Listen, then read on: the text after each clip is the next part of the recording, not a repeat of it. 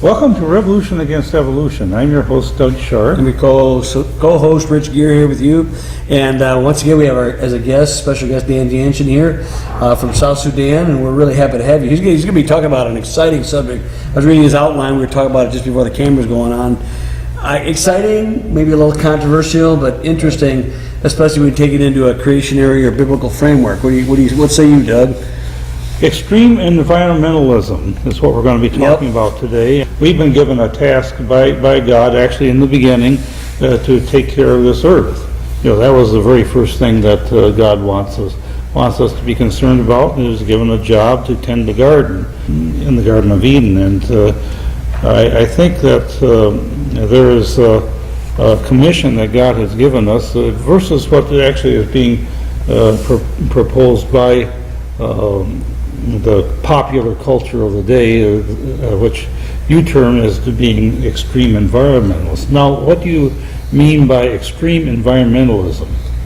Well, As opposed to stewardship, right? Right, Is that what sure. Okay. So I think the best thing to do is to turn around and quote Patrick Moore, who was one of the original founders of the Greenpeace movement, and he says it very, very well, I think, in one of the quotes, because he became very disenchanted with the movement because it didn't go in the direction that he expected it to go, in a constructive direction, and turned completely astray from what he originally aspired for the organization.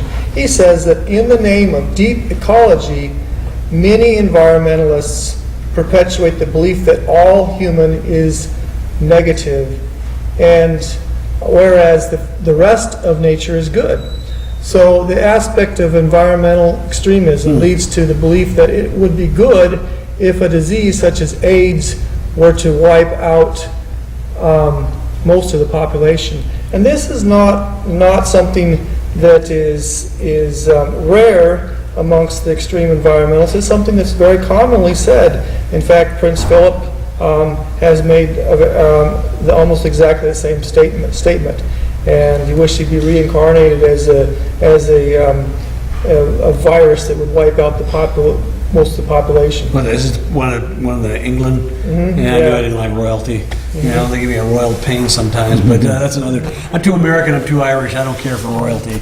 I don't really like it. But anyway, long and short of it is that we have a lot of things. I think it gets mixed up in a lot of political stuff. But we're not going to try to do much of that. There's some interface you can't really ignore it sometimes, because somebody once made a statement that many people, they tend to make moral issues out of political ones, and they tend to make religious issues out of political issues. So they kind of flip it around, you know. Let me just give you one more quote from Patrick Moore, because this kind of summarizes what you're talking about.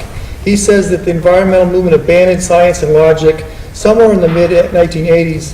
Political activists were using environmental rhetoric to cover up agendas that had more to do with class warfare and anti-corporatism than actual science. Yeah, and it's interesting, a lot of things that happen like that. I mean, let's face it, even the church gets co-opted. Through the centuries, there have been periods of time when people have got in the church, have infected it. Paul warned about wolves coming in, even after he died. No one is exempt from that. With human activity, it's amazing the nature of man, let alone when you start out with a, quote, a secular, even if it's a seemingly good sounding thing. You want to be good stewards. You don't want to rip up and rape the land. You want to basically make sure that I think one of the good things I liked about the environmental movement was when you strip mine, you went and re-landscaped. Or when you did things like cut up trees, you replanted trees to replant. I think those are what we're talking about. Those are good things. I think when you do things that pollute the water, you give it a rest, or the air, because there are things, human activity will do that to some extent. I've always felt that the global warming issue, for instance, which is the big picture, I don't know about you, audience, but weather people can barely get 10 days ahead of time right.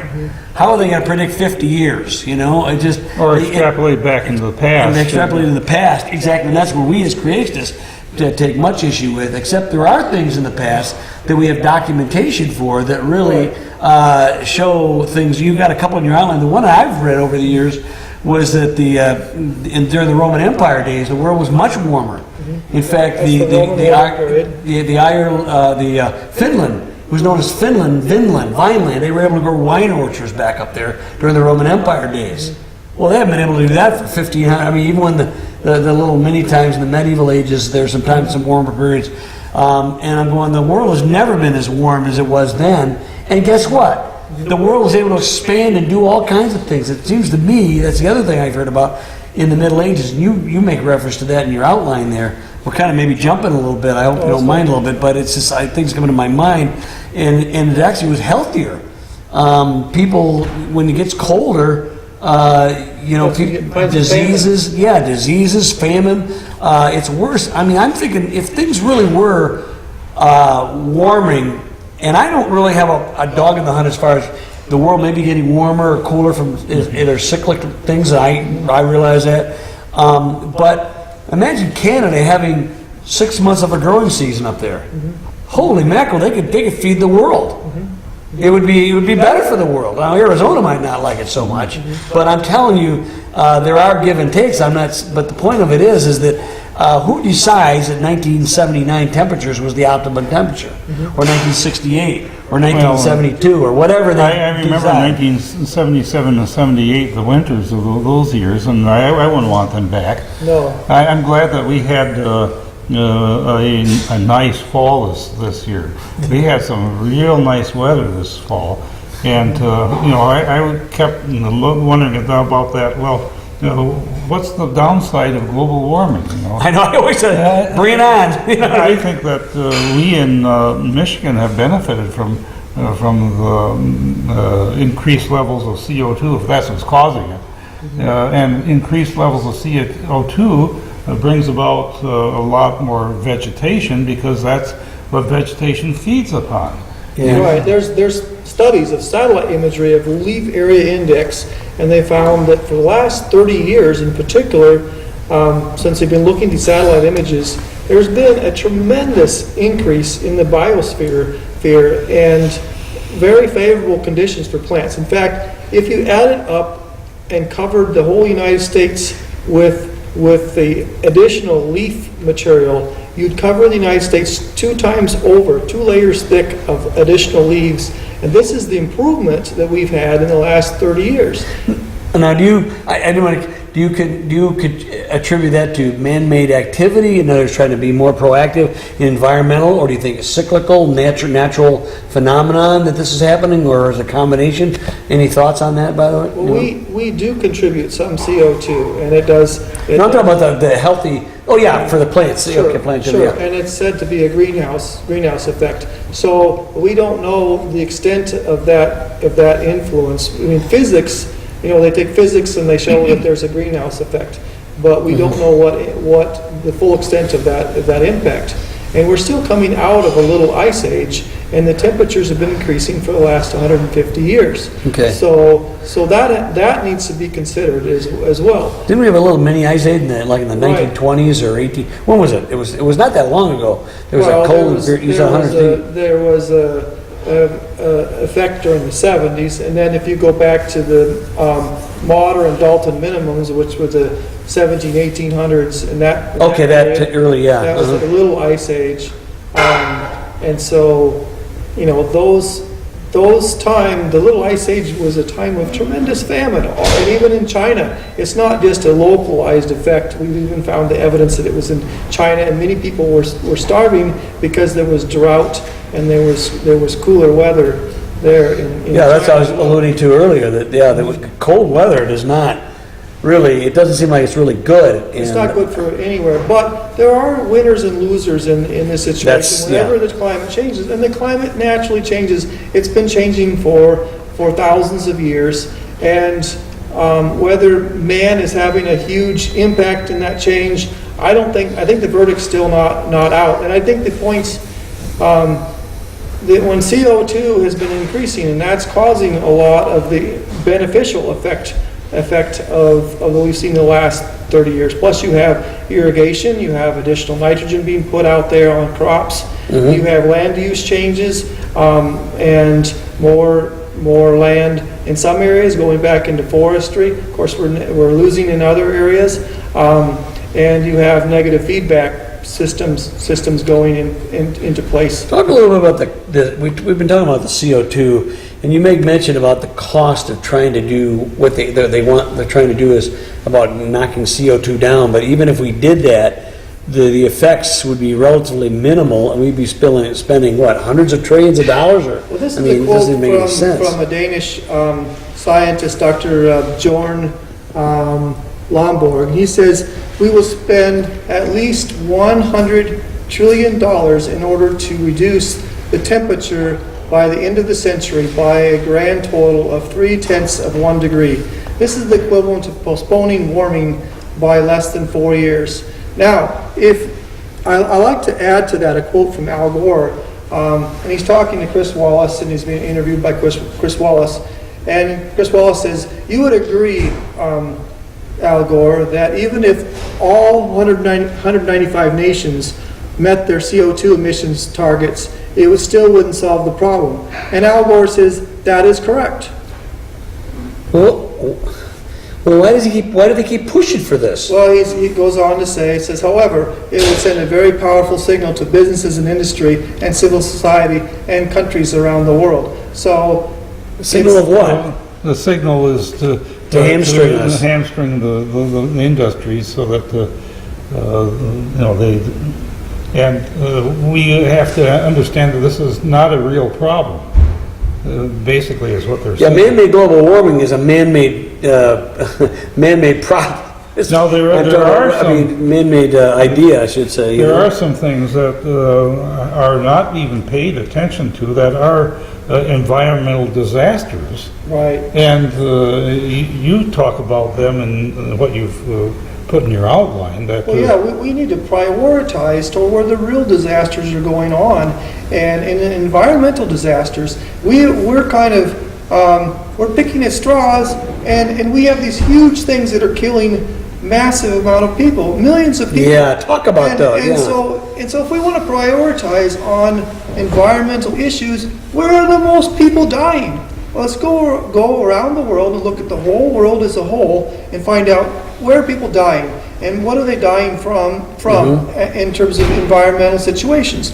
And I say the number one that we know of today is indoor pollution. Okay, now this pollution almost entirely relates to cooking with wood fuels in the houses, or dung, or crop residue. Oh, yeah. And so, particularly young children, babies are being the most affected. So you have all of these nasty respiratory infections, pneumonias that are developing, particularly in children. And also, then you have these chronic effects from many years.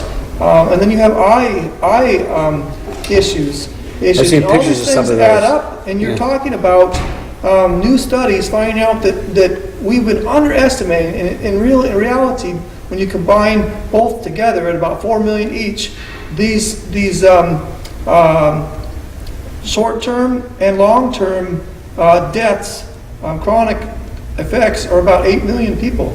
4 million each. Are they mainly is it mainly in Africa where you're from, or is it all Well, around? it's all South around America? the world All wherever around. they're using fossil fuels, and so you have a large percentage in Asia. You say and- fossil fuels or wood? No, not fossil, but wood fuels. Okay, I wanted to. Yeah, sorry I about did- that. Wood, dung, and crop residues. Asia and Africa are the primary areas. ones. Yeah. So Okay. what would you say about a wood-burning stove?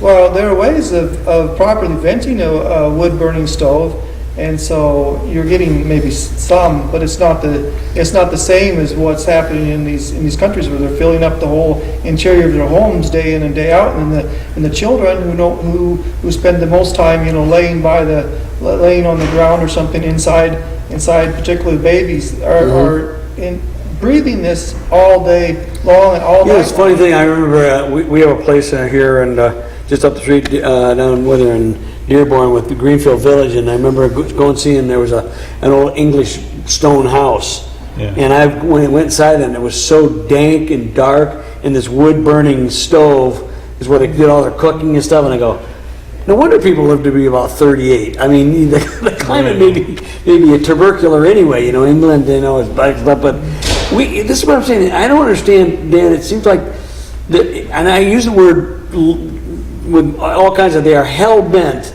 on just killing people.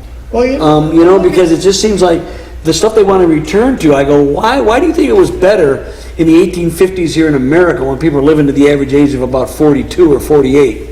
Now it's better now. I mean, sanitary. And why do we want to return back to this quote organically good stuff? I'm hearing all kinds of stuff, Dan. That you talk about the indoor pollution, but there's also we're trying to go back to like supposedly things that are organically cooked and made, and there's a big thing going on. If you hear everything about genetically modified organisms, GMOs and all the stuff with fertilizers and stuff, and all that's evil, and you want chickens to be free range and stuff. And I don't even want to go too far afield. But what do you think about all that stuff? Well, I think we really need to make sure we're not getting distracted, and make sure we're looking at the science behind something instead of pseudoscience, and make sure that we're looking at the economics of what we're doing. Because if we're off base in either area, in the actual science or in the economics, then we could be throwing our time and our money away and chasing the wind with going here and there, trying to be environmentally friendly when we're missing the boat. When the big problems like the indoor pollution, or like the extent of malaria around the world. Yeah, DDT is a big cause of this. This is an environmentally motivated mistake that was made. Well, but you still hear in this country, Doug, about eagles going extinct because of DDT, or almost going extinct back in the 50s and 60s. Now they've come back because they've gotten rid of DDT. That's what they say. I got somebody that talks about the thinning of the shells of the eggs. Is that true? I don't know if that's true or not. I've heard this for so many years, and now I'm hearing about the people in Africa, up to 50 million deaths because of malaria, which is and DDT prevents that, right? Since DDT has come out of vogue, I'm not going to say it's banned, because actually the World Health Organization still recommends it as it's still going to be used as a IRS, or indoor residential spray program. I didn't know that. So it's not, technically speaking, it's not banned, but there's so much pressure, and even our U.S. government, through the USAID and primarily, has put so much pressure and connected it with aid money that all these countries stopped using it. But then now we've had about 50 million additional deaths that were needless. And so when you consider that the developed countries got rid of malaria mainly through DDT usage, and all these developing countries were in various stages of getting rid of it too. In Sri Lanka, I think the cases went down to 28 cases. And then when DDT was taken out of use, then it climbs up to hundreds of thousands of cases. Really? See, nobody talks about that. I mean, you can go on the internet and find the stuff, but you don't find it talked about in all the arguments about the global warming and the environmental and all that. You really don't hear that kind of stuff talked about very often. Well, DDT is an irritant, and so when mosquitoes land on the walls, they want to leave immediately. We don't have another chemical that's so cheap and so effective, and so it shouldn't have been replaced. What do you think about that whole thing about the eagles and I got a gal at work, and she swears that some of her brothers got sterile because of DDT use, and then I go, well, I don't know about that. I have no evidence. I don't know anything about that, but up until very food, up until just before they started making these pressures to end the use of DDT, there was tremendous studies at that time, and about the safety of DDT, and so a lot of trumped up things, and I think the eagle shells thinning was a lot based on the type of studies that were done and the biases that were in the studies, and how much calcium was being fed to the studies, and so taking sort of picking and choosing what material to extract from the studies. There's a lot of that being done in the name of science. We know about picking and choosing, choose, especially radiometric dating. Which class. samples are going to be included in your study. Gonna give which me the are- data I want, you know. If it doesn't fit your little straight line, it's out. Yeah, it doesn't fit your paradigm, and then you throw that one out. Well, Yeah, it's but- attractive. I understand that it's very attractive to be part of the movement that's going to save the planet and prevent a huge impending disaster. And that is, But that Dan, is we something got millennials growing up. They believe it hook, line, and sinker, man. I mean, they've been fed it from Captain Planet on there, whatever that, you know, the cartoon show to their education thing. They're all getting fed this kind of stuff, Well, and you're going, wow. And you know? the news media gets better ratings when what it promotes on the news is more shocking, and so that plays into this too. That's the old thing that, yeah, good news is no news, and no news is bad news, so bad news is good news, kind of. That's the way. And That's been around for a long time. we're not saying that we are against the efforts to clean up the plastic sea.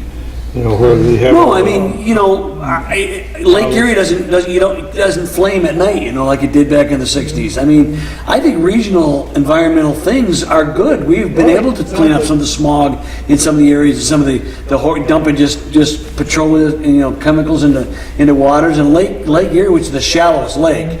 So the easiest one to get polluted, but it's come back. That's the thing that most people don't really. That's real science. Yeah, what people really don't understand is how the filtering system in God's planet really will clean up things if you give it a shot, give it a chance, and most things will clean itself up over within a few years. I still remember when all the brouhaha, when the tanker or the oil spill down there in the Gulf there, the Gulf oil spill, and everybody's panicking. Oh my gosh, we're gonna have three-eyed fish like the Simpsons cartoons, you know, the mutated things and a year later I heard nothing about it. I mean, I'm not saying there's nothing happening. Yeah, it was bad, but again, that's a regional thing. It seems to me when it's cold in one part of the world, it gets hotter in another spot, or dry in one spot. It seems like it balances itself out over the course of a whole planet. And we are the hubris of humanity to think that we can undermine God's fail-safe method. We have to be a little bit careful with that because it's possible, and we have to watch that. We can't go too far with that idea because it has to be balanced. That's what being a steward is. A steward says you don't go raping the land. And like I say, if you want resources and minerals, we can extrapolate, but then clean it up and make it look good afterward. You know, I think those are good. Yeah, and there's a lot of concern about running out of some of these resources. And I really want to emphasize one critical point that is always shown to be true, and I don't know of any known exceptions to this, and that is that scarcity is always alleviated by man's innovation and the free market. Isn't that something? Scarcity is always alleviated by man's innovation and the free market. And our resources now, every single one of them is more abundant at a per capita adjusted for inflation rate today than it's ever been before. I think there was a famous quote, I can't think of who said it, but somebody, it was back in the late, maybe 1870s, may have been earlier, might be slightly later, I don't know, but basically the comment was made, cities have grown to the present size, they cannot grow any bigger. Mm-hmm. And the main reason for that, you know what it was? All the horse manure from the horses. A city could not tolerate a bigger, and again, then we come up with the automobile. And cities are now millions big, you know. So that to me goes to what you're saying, you know. Trade one pollutant for another, right?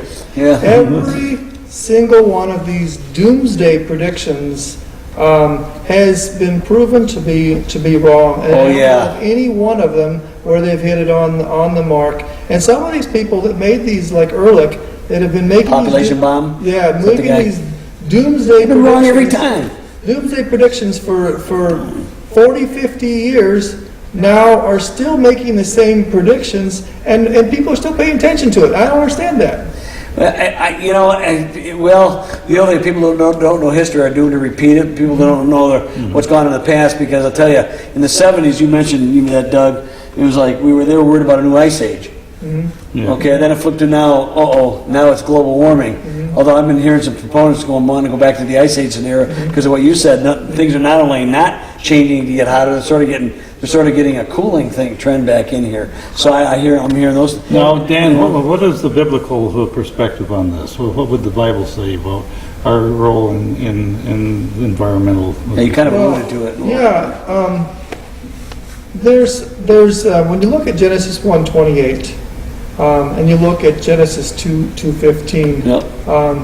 in both of these verses, you're looking at a situation where God is calling us to have dominion and to subdue and to be transformational of the resources that we have, and we want to transform them in a way that brings benefit to mankind.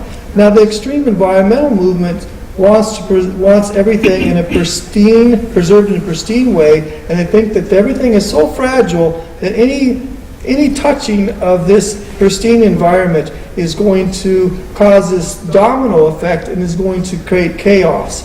We, as Christians, in the biblical perspective, are focused on this bringing benefit to mankind for future generations. And that is what stewardship is. So we don't want to ignore the opportunities that we have. We want to develop them. In fact, we don't even want to sustain things so much as we want to make it actually better. I think sustainability sets the bar or the focus too low. We want something that's going to continually improve on what we've done before. Yeah. And so the sustainability even is a distraction. I tell people, it's like, if all you're shooting for is a Big Ten title, you'll never win a national championship. If you set yourself a national championship, you're going to win the Big Ten title more often.